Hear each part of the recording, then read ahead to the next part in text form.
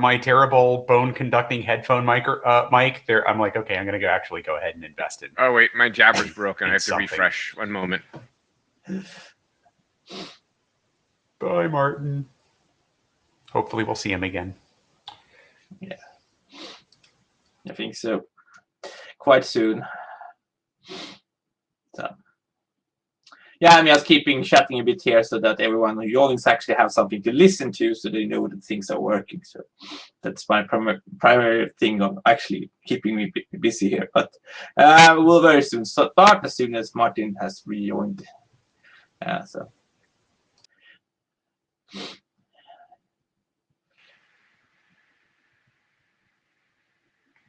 So, okay. Are you ready to go? Yeah, Martin? your jabber might not have been problematic, Martin. It may have just been empty. Yeah. Well, either way, it's working now. So let's get started. You want to start, Magnus, or should I? You can start. So, welcome everyone to TSV area, the meeting. So I'm Magnus Westlund, and my co-AD Martin is on picture too. So, and I asked him to. So the note well applies also to this meeting, and so if you don't know it, read up on this, the BCPs, etc., about code of conduct, anti-harassment procedures, copyright, patents, all these things, and our standardization process. So this meeting will be fairly straightforward. The session is recorded. The note well is shown. Blue sheets automatically generated. I'm not certain that we need a Jabber scribe. Then we will have an overview, and we will have an update from tabs, and then open mics for this session. Have you set up any note takers? That I guess is not done yet. That we failed on. So if you have any volunteers who can help writing notes, they don't need to be detailed. Taking job all meeting. Thank you, Maria. As a volunteer, thank you. Okay, so any agenda bashing? I hope not. You get 20 minutes to speak your minds to us. So, okay, let's go on. So, a overview of where we are in the area in general. Go ahead, Martin, talk about Alto. Yeah, so we have a new chair, Chin Wu. I don't know if he's in the room today, but he's chaired a number of other groups before. He's been involved in Alto for a number of years, and he's taking over. The two existing chairs are going to step down over the next few months as they complete their milestones. We're almost done with the milestones, and we're going to recharter soon. And most of this week's meeting was about that rechartering. And there's a bunch of great ideas. We just have to narrow them down. I guess I'll just talk through all my stuff. See anything else of note really here? You can kind of see what it says. And yeah, I mean, Alto is actually probably the one that's had the most interesting transition of really all the working groups that I oversee. So off to you, Magnus. Yes. So first of all, in DTN, we have a new working group chair in Edward Bahrain. I really want to thank Mark Blanchett, who has been since the working group was chartered, and very much a large applause, I would say, for him for doing this work for long. They are finishing up the core documents. We're really trying to get through the ISD with the first set of core documents, and then I hope we'll see more continued. And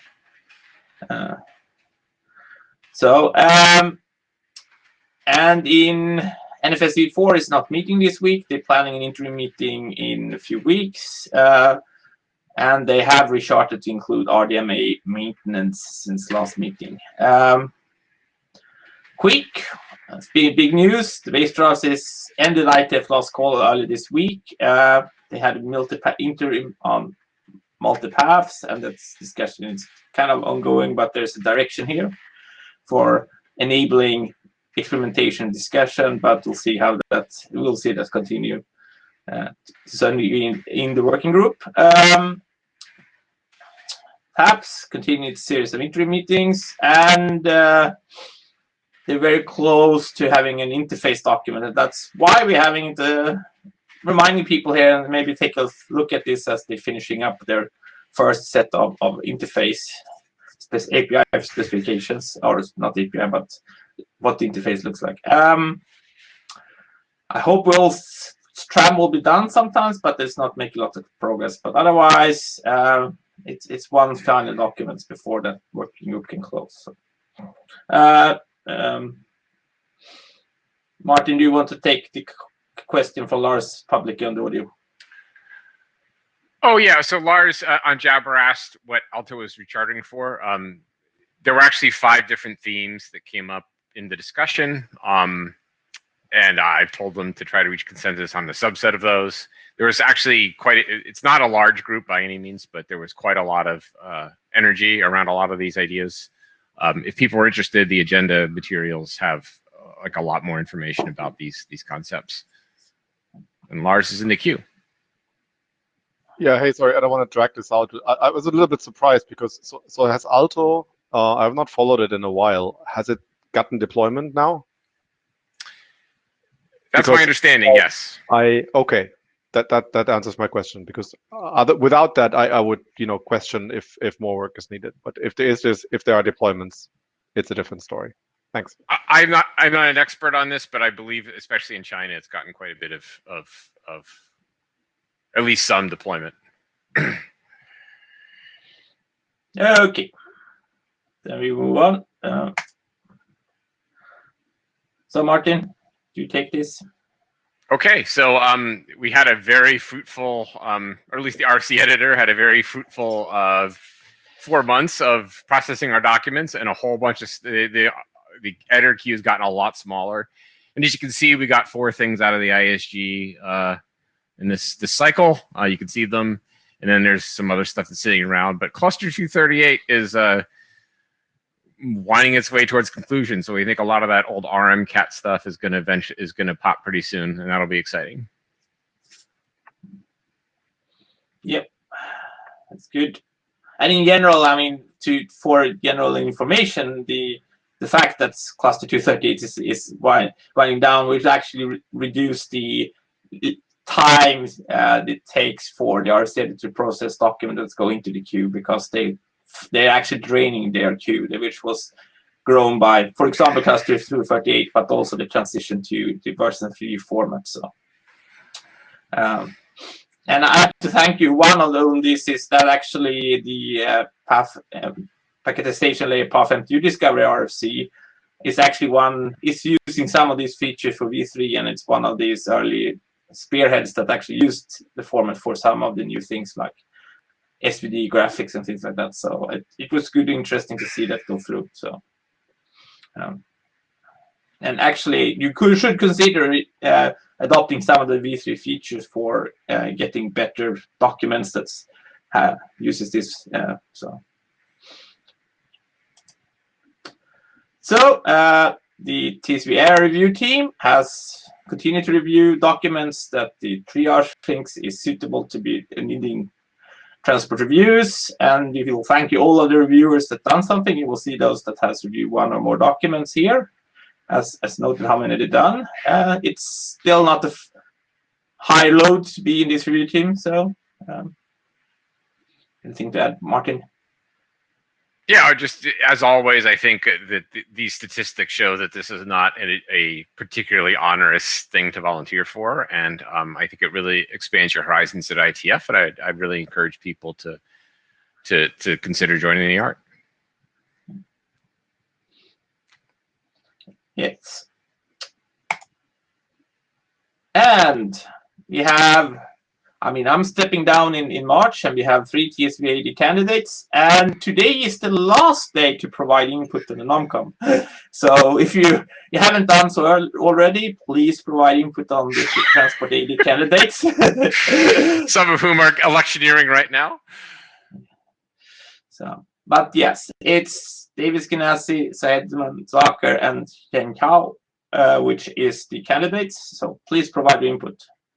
Yes, you have the whole of Friday, and I think if you were in the plenary, Barbara said they were going to be open probably weekend out before they closed it. So, but well she said she would turn it off on her Saturday, which I assume is somewhere in America. Yeah. So you pretty much have all of Friday, no matter where you live. Yeah. But just do it now. Yeah. And help the Nomcom make a good choice. So, but we're grateful to see that we have 3 candidates, and that's very good. And I think that was the last slide from us, and therefore we will switch to Brian, and then we'll come back with open mic afterwards. So. Yeah. So if I can introduce this, so I am a recent arrival at the TAPS working group, and I am now super duper interested in it as an individual contributor. I think it's very interesting work that has a lot of applications at my job and just as a transport guy. It is also kind of inaccessible. Their meetings are kind of GitHub operations for the most part, and they generally don't meet at big IETFs. They're all interims.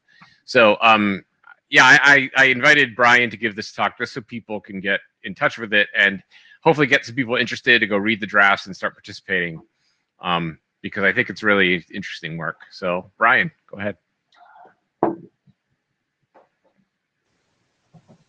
Thank you, Martin. I hope I can make this more accessible. That's actually kind of a that's a tall order, but we'll see. We'll see if this unconfuses things a little bit. So hi. Actually, we can just sort of skip this slide. This is Bangkok, where we are not.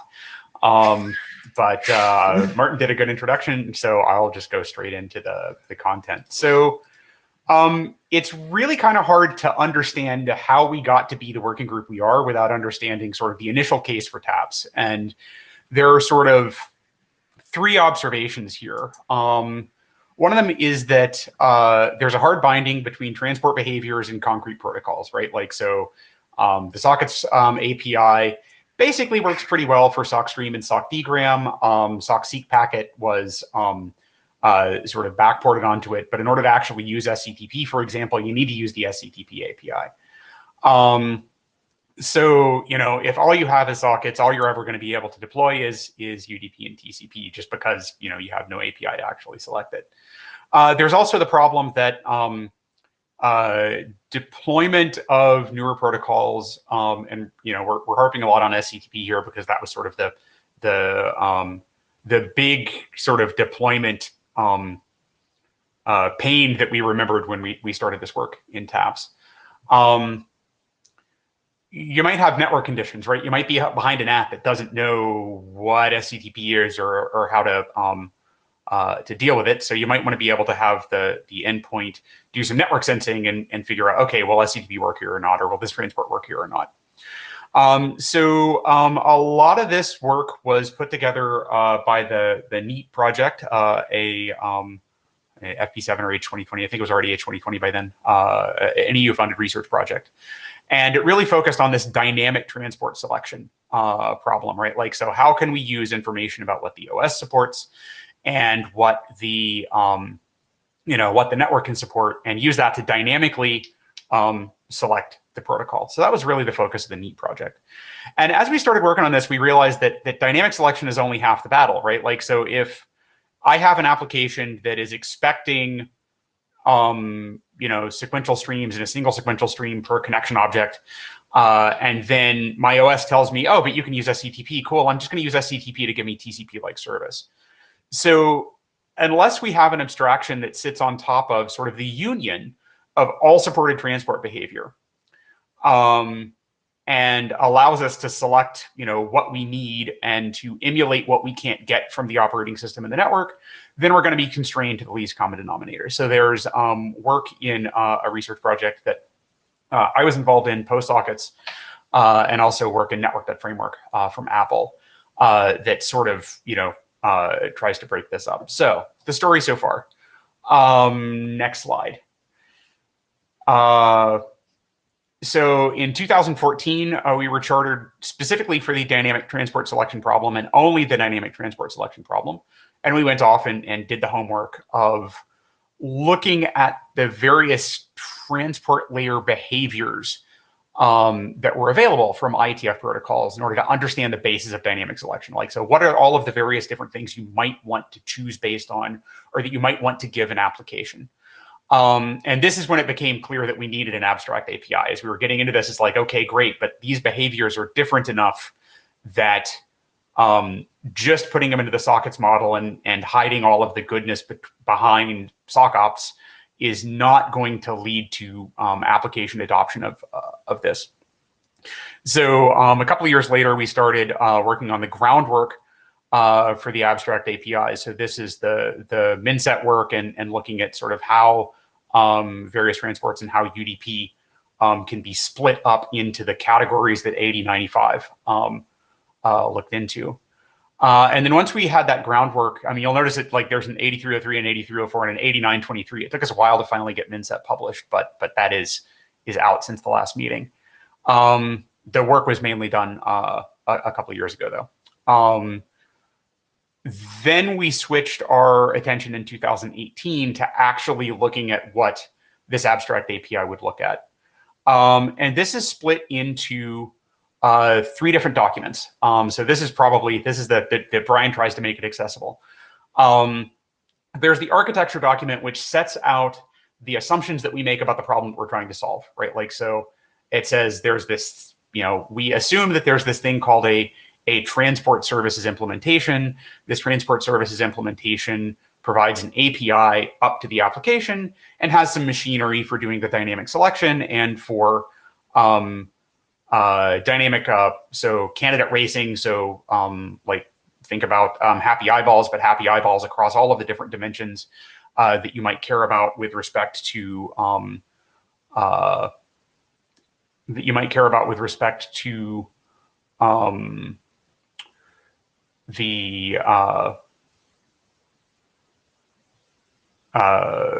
like which protocols you're going to use. And then we have the interface on top of that. So there's the architecture is what the transport services is. The interface is what is the interface that the application uses to use the transport layer when using a transport services system. The interface document is where we actually describe the details of this abstract API. And this has several sort of concepts. There's a concept of a connection.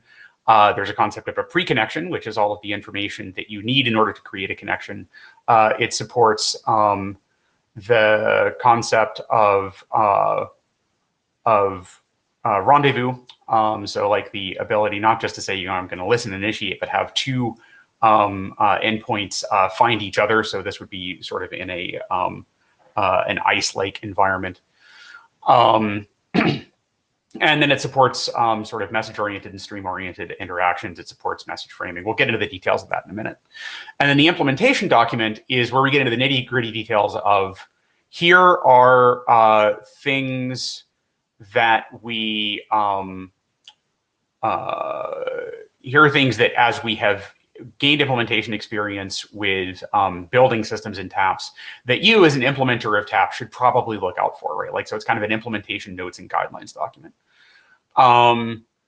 So to the are there implementations question, we'll answer this later, but like around the same time that we started to work on the architecture interface and implementation documents, network.framework, so Apple's formerly internal, now published API that is extremely TAPS-like, was announced at WWDC.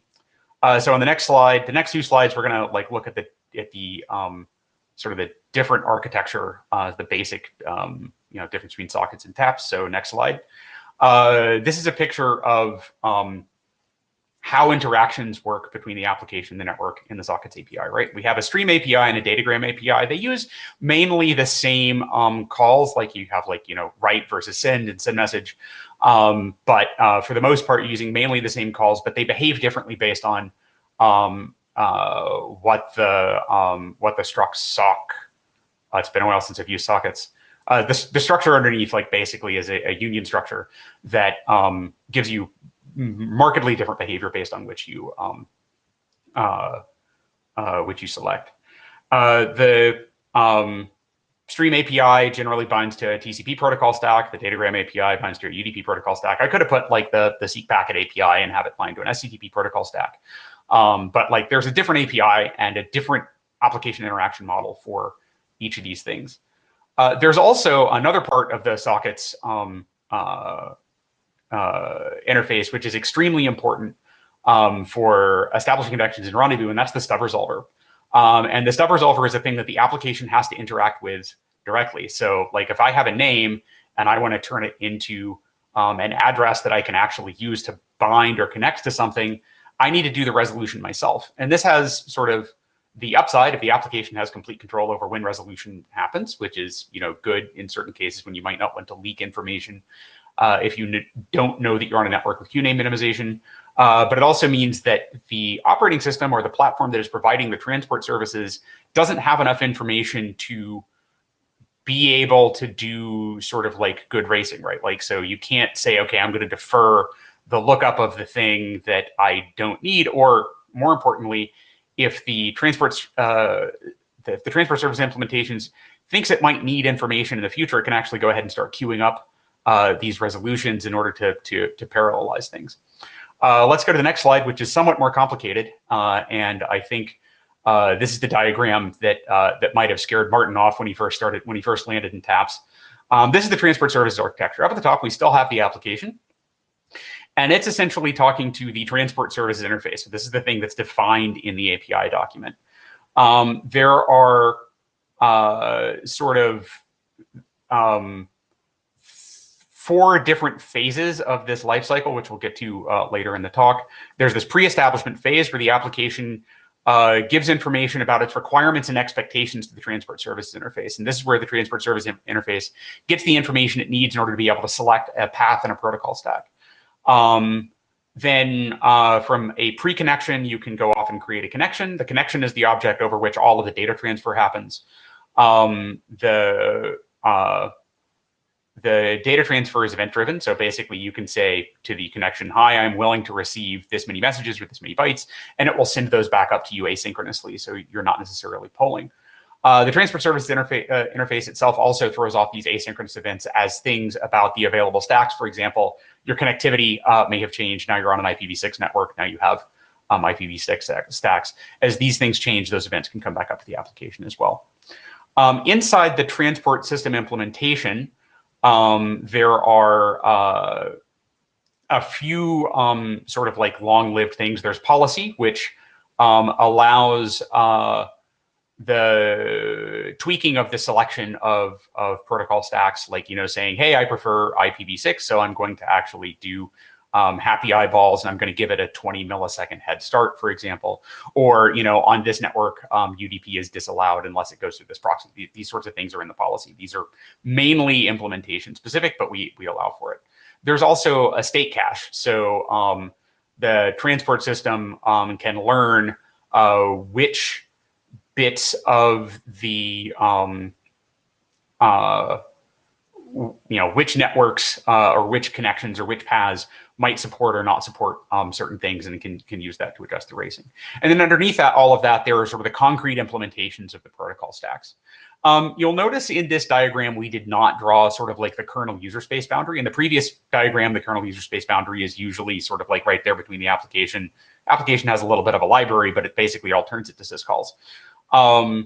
The TAPS interface could be implemented, that kernel user space boundary could be sort of above the transport service interface. It could be between the transport service interface and the implementation. So you have the interface, which does some of this, the state management runs in user space, but is actually using racing in the kernel, or it could all be in user space on top of, you could implement this on top of any syscall interface. There are sort of multiple different ways to do that, and we're explicitly agnostic about it. Next slide. So just like sort of this is the sales slide. These are the features of the abstract interface. I think I've gone through most of these. So it's designed specifically to allow for optimization and parallelization, right? This idea of having a pre-connection phase followed by a connection phase means, so once the pre-connection set up, the transport services implementation can actually go and do whatever measurements it needs to in order to figure out, what it's going to do when a connection finally happens. Explicitly here, resolution. So this, the thing that happens is stub resolver and connection are not explicitly separate. You can pass an endpoint into this API at whatever layer of abstraction you have a resolver for, and it can go off and resolve that for you in the background. There is also control over, you can tell the systems in the API explicitly, please defer any resolution until as late as possible, just to minimize information that might radiate out of the resolution process. Obviously, if you put this on top of something like dot or do, this is it's less important for the application or the other policy to be able to control this, but we wanted to have the knob. Sending and receiving are both asynchronous and event-driven.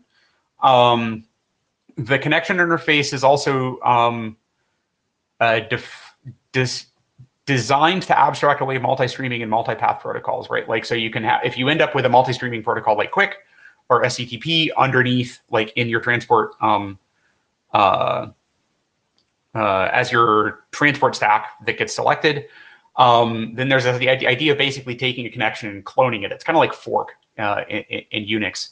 And if you clone a multi-streamed protocol, you actually end up now with two streams inside the same protocol. But this also allows you to do to have applications that do this cloning that says, hey, I want a connection to the same endpoint, to the same application, please make that happen. And if you end up selecting a protocol that's not multi-streaming, it'll just create multiple flows. In terms of the amount of time we've spent on it, I'd say possibly the trickiest and most important, and I'll say trickiest, it's not the most important feature. We really wanted to make sure that like taps would be usable in a world where only one endpoint is using taps, because otherwise like requiring coordinated deployment of some system is basically, you're talking about not building a protocol selection engine, but a new protocol. We didn't want to do that. We wanted the protocol selection engine. So specifically, if we end up in a situation where you have one side that is trying to provide a message-oriented service to the application, the other side is just straight TCP, and it's going to do its own deframing inside the application.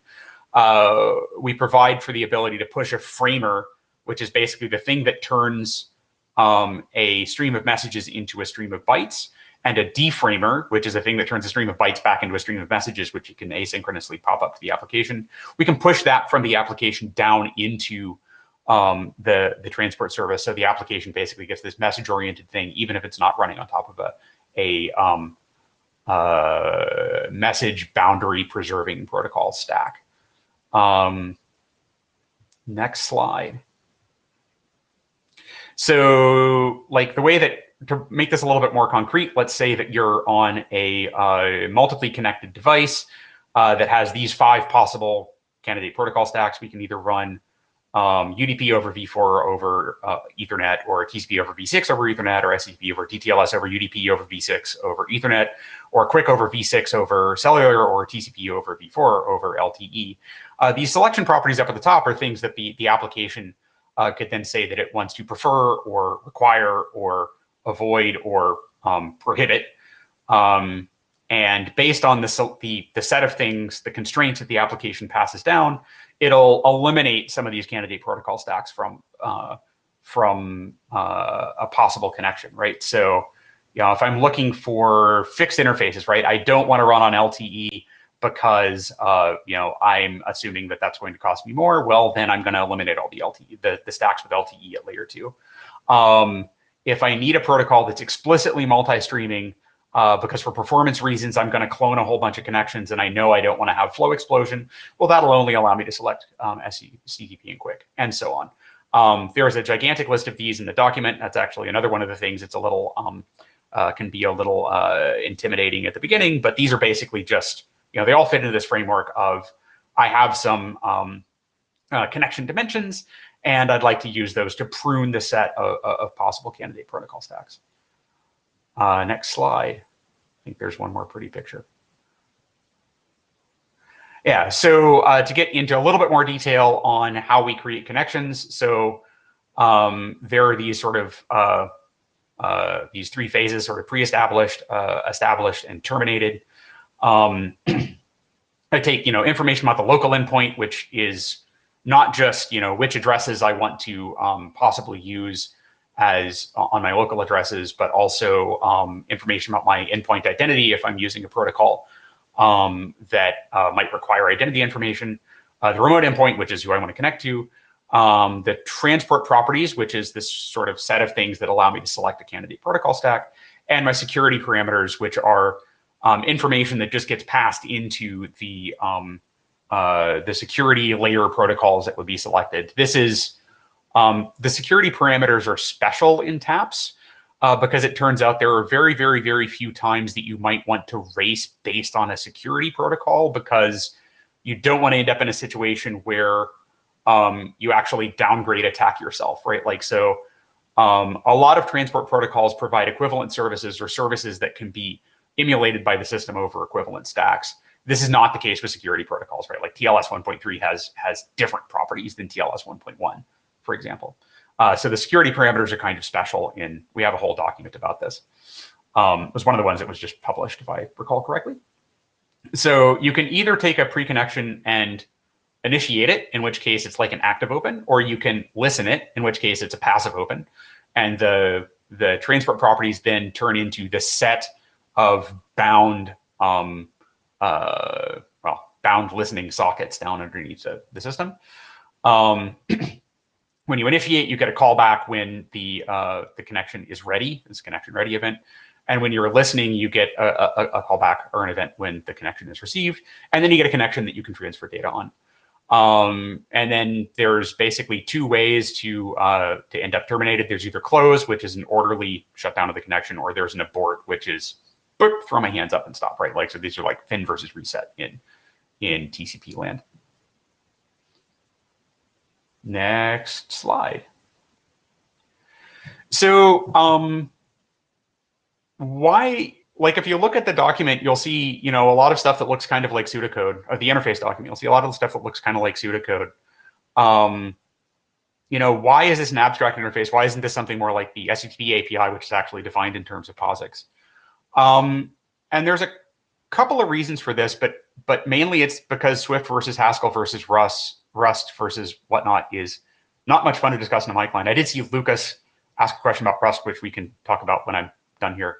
But we're not in the business in the IETF of trying to change programming language idioms. And if we want to see something like this adopted, we want to have the general shape of the API be the same, but we want to fit it into the programming language idioms. Like, we had a student at ETH, back when I was at ETH, who implemented a TAP system for multi-architecture, or switching between the internet and Scion, so this future internet architecture based on TAPs. And the implementation that they came up with was explicitly didn't have a lot of the names as we have in the TAPS API. And I'm like, well, why is that? It's like, well, I wrote it in Go, and I want Go programmers to be able to use it, so everything has to be called dial, right? Like, so we don't want to be in the business of changing the idioms, but we do want to incentivize application development to be less synchronous, less imperative about how it uses the transport layer in order to free up our ability to deploy new transport protocols. And if we have something that is shaped like this, but with slightly different names, one, it means that we have this evolutionability on more platforms. Two, it also means that as developers use APIs that are very much shaped like this, it becomes easier to sort of port applications between them, or to build frameworks on top of different platforms that sort of can then run on top of TAPS. Mike, you're now required to write a TAPS implementation in Forth. I'm sorry, I don't make the rules. Cool. Next slide. Sorry, just looked at Jabber. So why do we, why do we need this, right? Like, so why do we actually need to have transport layer agility, right? Like, I thought this was the quick area. So if you look at all of the transport protocol features that we have in TAPS, the one that has, or the two that have not yet been pulled into Quick, but there's a lot of discussion about talking about them, is multipath. Sorry, John, I said multipath Quick. And partial reliability, even though there are certainly very easy hacks for doing partial reliability in Quick. So why do we need transport protocol agility if everything's going to be quick? I'd say there are There are a few reasons for this. One, like I tend to believe that like sort of the future, at least of the wire image of the transport layer, is going to be increasingly quick. The Quick working group has a slightly different philosophy about this than the TAPS working group, to put it mildly. Quick explicitly doesn't have a proper interface. There's a focus on the web. The implementations are tied to H3. The interface between the application and transport is kind of blurry, kind of internal. Like there are requirements for what that interface has to do. But if you look at the implementations of Quick, these things are bound pretty tightly to each other. And that's actually done for sort of like performance reasons. This is seen as a feature.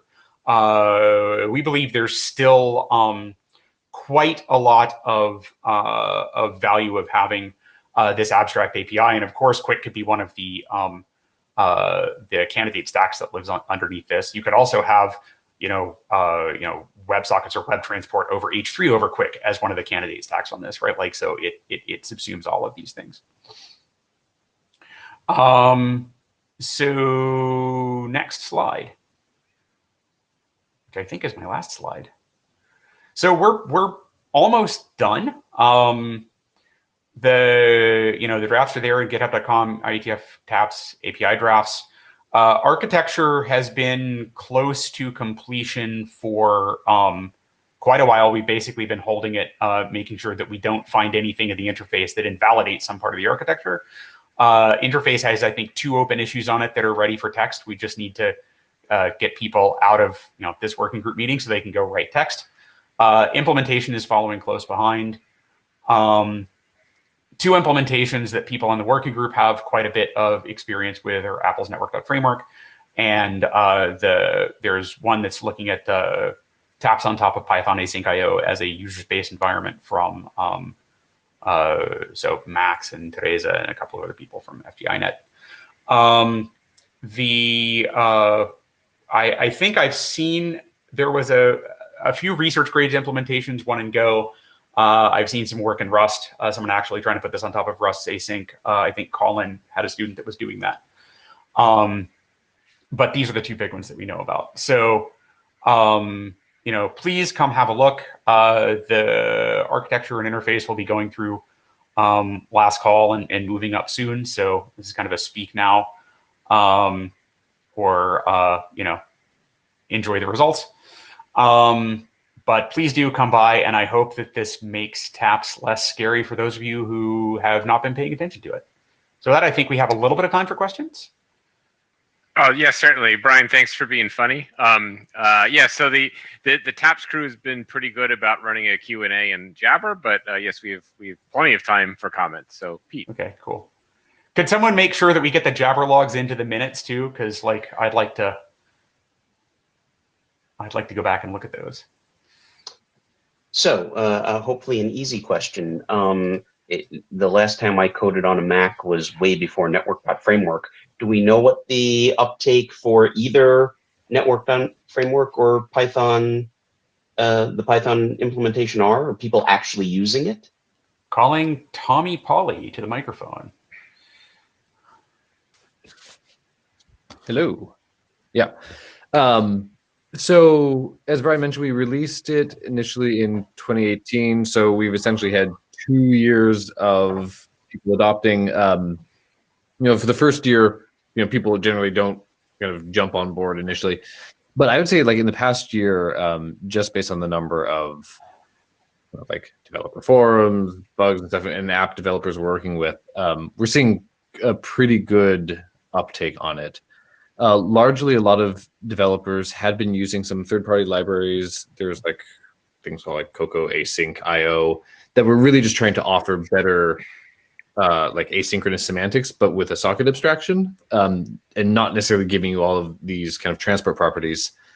And I think we are definitely seeing a shift away from that. And caveat on that most apps are still using like web loading type APIs right. For a lot of people. But the ones who are doing kind of low level networking, a lot of our like VPN apps, streaming apps, they are using this. And actually there are places, certain platforms like watch apps, as well as we have like app clip apps that are only allowed to use this API, that they can't actually access sockets anymore. So we're kind of And pushing. if you're allowed to answer if you're allowed to answer the question, is Apple using it internally for like Safari and things? Yeah, absolutely. This is the layer that is below all of the HTTP APIs and WebKit stuff that we expose, including what we do for all of our connections. So the vast majority of connections on iOS and macOS devices are using this as their way to decide how to bring up the transport. One kind of detail I'll note is the API for the connection is really closely aligned with what we had in 2018 in TAPS. There are definitely additional properties and tweaks that have gone on in the document since then. I expect that kind of once we have like RFC version, there will be some work to spruce up some of the APIs to align them more and make sure that there's going to be like a more accessible cross-platform common approach we can do. Cool. Spencer. Yeah, I just wanted to thank Martin for putting this on. I have not been able to follow TAPS as closely as I would like since stepping down as an AD, and I'm really glad to see the progress has continued. I know that when we were talking about a couple topics in the quick working group, I invoked the word TAPS, and everybody kind of with TAPS. So I think that you did exactly the right thing at exactly the right time. Thank you. Thanks, Spencer. So I'm in the queue just to say, like, one thing that I am excited about with this in particular is I think it's just coming at a super opportune time with Quick. We are already essentially going to ask application developers to crack open their code and like rework their API, rework the API that they're exercising to move from sockets to something with Quick. And if they're already doing that, what a great time to say, here's something you can use that is going to be, in theory, portable to lots of platforms. So I think it's sort of like it's kind of a chance to get two wins here with both bring in Quick and bring in abstraction simultaneously. So that's actually one of the things that is driving us to get this done. We thought we were about 80% done about 2 years ago. And then we had a bit of a lull in the working group because almost everyone who was working on this either ran out of funding or changed jobs or both. So there was like a 9 month kind of, you can actually see it in the GitHub. There's this, right? And then, this is one of the things that energized us to sort of, get this thing done.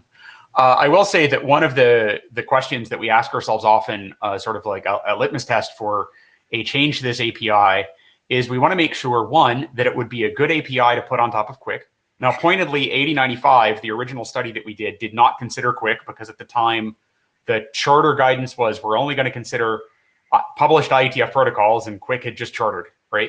So there's a little bit of a race condition there. But one of the litmus tests we use when we're evaluating the API as we make a change to it is, does it make sense as an API between H3 and Quick?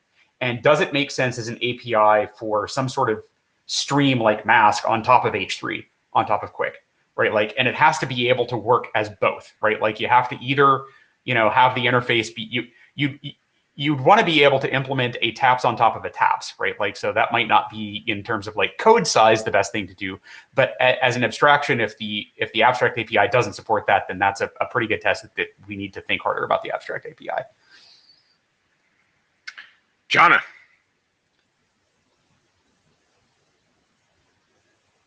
Brian.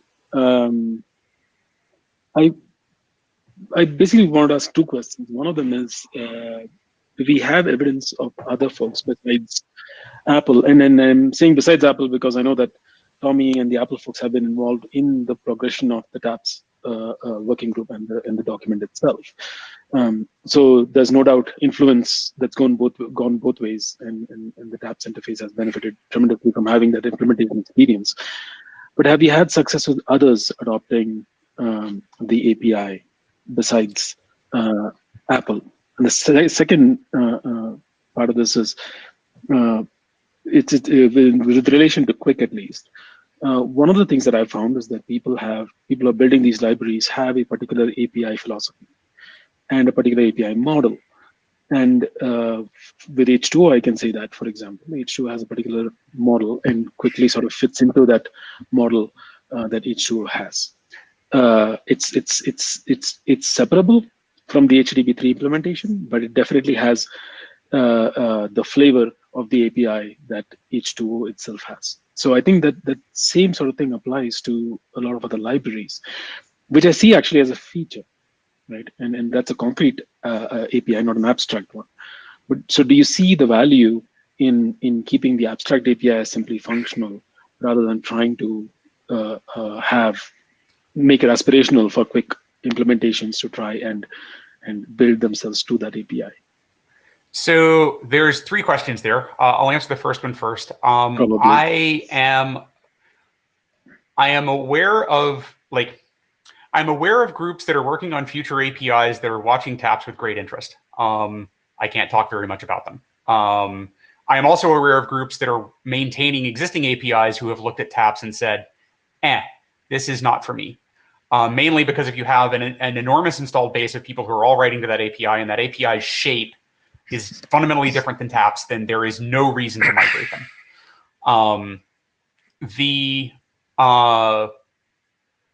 The second question is about sort of like the impedance matching between the current concrete APIs for something like Quick and the abstract API in TAPS. And I would say that the first aim of this work is making sure that that we move toward the rough shape of TAPS. And the rough shape of TAPS is more asynchronous, which I think a lot of these H2 APIs are because you have the multi-streaming, and less imperative, which a lot of the H2 APIs have because it's like, go connect to this web page and go do the, right? Like, so if we can get to the point where the application is less involved in the details of the life cycle of the connection, that's a win no matter what. That's sort of like, that's TAPS level 0 of, at least moving the shape so that you can start to build applications that have that interaction model. With respect to sort of like H2 and H3 over TAPS, we have a lot of discussion about the priority model in TAPS and sort of like how priorities layer in TAPS. And we tried a little bit to keep that up with the developments in H3, but then we kind of gave up, right? Like, so the deeper you get into the concrete choices we made in TAPS, the farther you're going to diverge from like sort of full parity. I see Martin. Finish your thought, but I have two things to say after you've. I think that's actually the finished thought. Okay, great. So one, a comment on this space. So the WASM community, this is WebAssembly, platform independent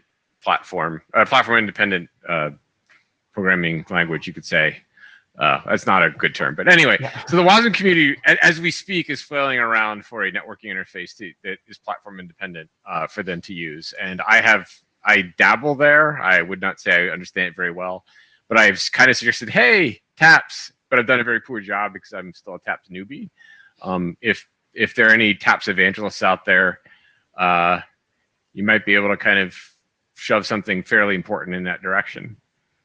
The other thing I wanted to say was that we have about 12 minutes remaining in this meeting. I love this TAPS discussion, so let's keep it going. But if you have any open mic type issues that have nothing to do with TAPS, feel free to enter the queue now. John, are you done? Yes. David. Hi again. David Skenazy. So I maintain ChroNet, which is the Chrome networking library packaged as a library. So I'd say it's one of the most widely deployed networking libraries out there. So it's responsible for, let's say, the YouTube app, Google search app, and stuff like this. So a good chunk of the internet traffic at large.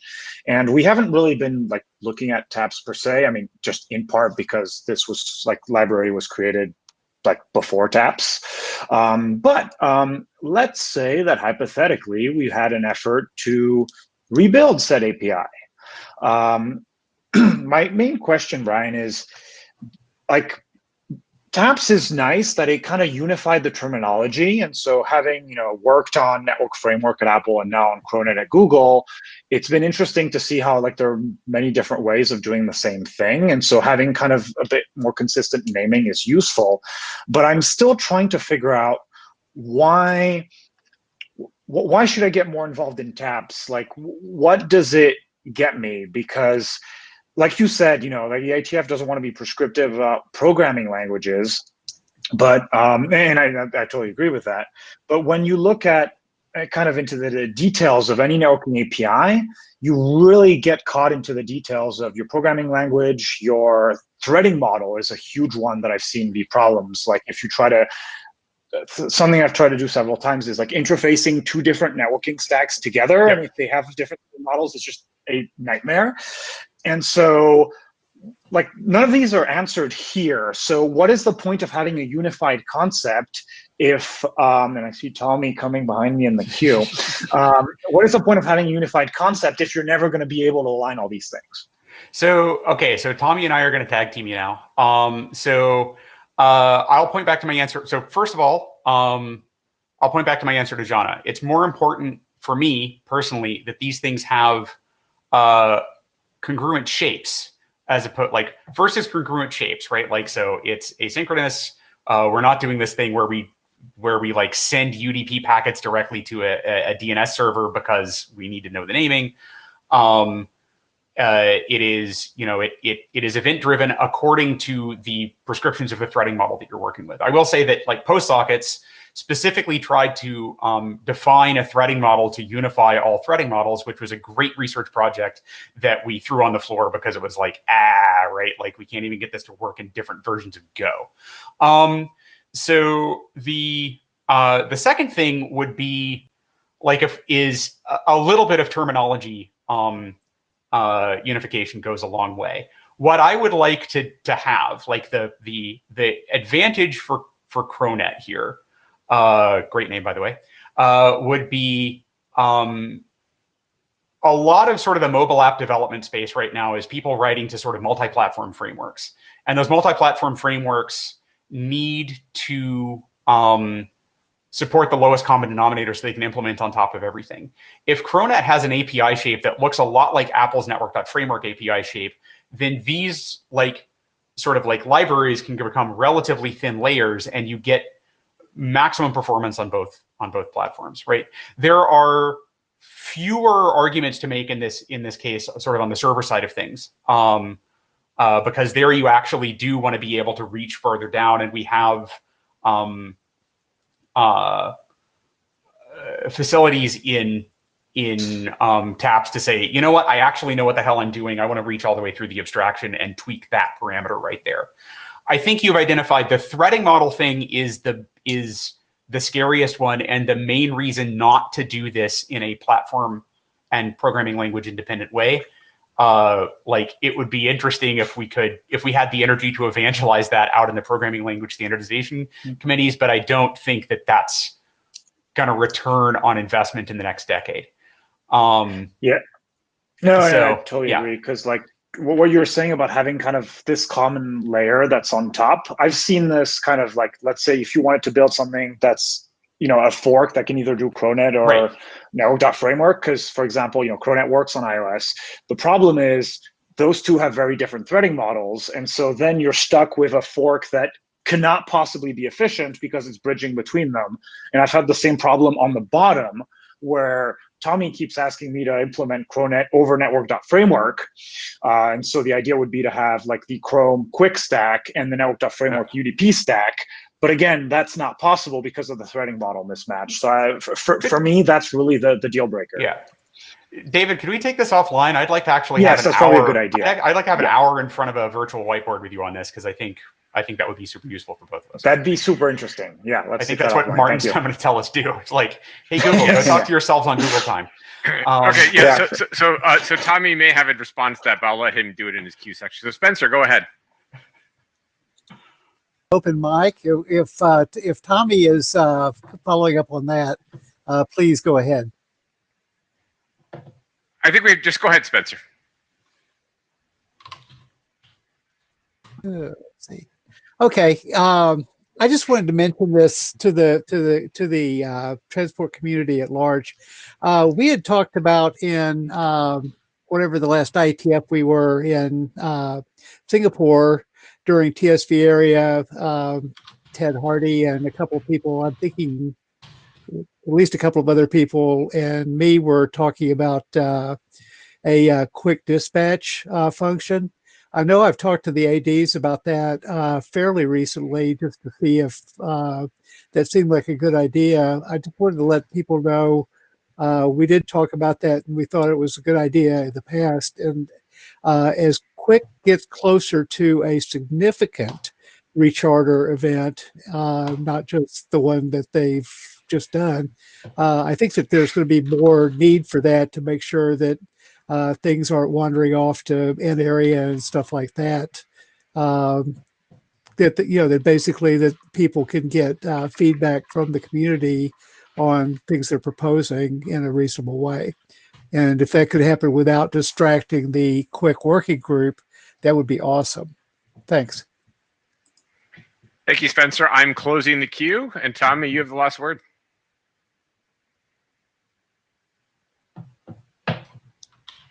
All right, thank you. I actually had been in queue earlier to respond to Jonna, and then my Wi-Fi died, and I had to jump back on Read Echo, so I lost my queue spot.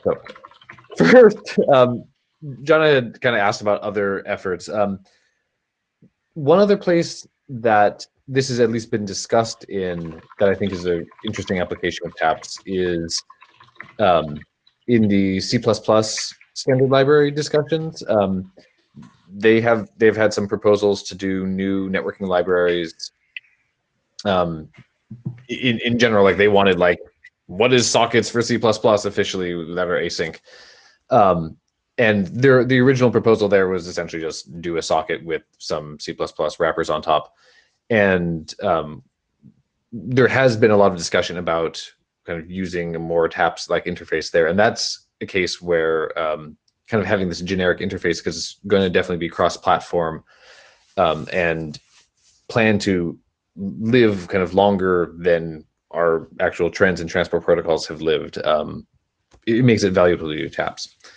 To David's point, one of the other points I wanted to bring up is that we are through TAPS trying to avoid, ossification of the stack through what the apps are doing, either because they can't adopt a new protocol or because they're not able to have the system do cool new features underneath their APIs. I mean, this, such as like proxying over mask. And actually, you're a mask enthusiast, and we're about to have the mask meeting, and it's actually a really interesting case because that's a case in which someone is writing what they think may be a TCP API contract. They're just using a socket, but in fact, maybe the system is actually putting them over multiple quick streams, and maybe it's not end to end, but it's actually going to a proxy instead. And that's a case where when apps have adopted something that's like TAPS, like when people are using Network Framework, we can do stuff like that very, very easily. Whereas if people are opening up sockets, they've connected to a specific IP address, they're expecting specific TCP options on the socket, that breaks, or you have to do a lot more emulation or mucky stuff to get it to work if you just want to say, hey, let's put everything over mask. So I think that's one of the angles where it's not just about like, how do we enable SCTP? There are going to be other things in which we're changing the first hop transports because we're doing things like proxying.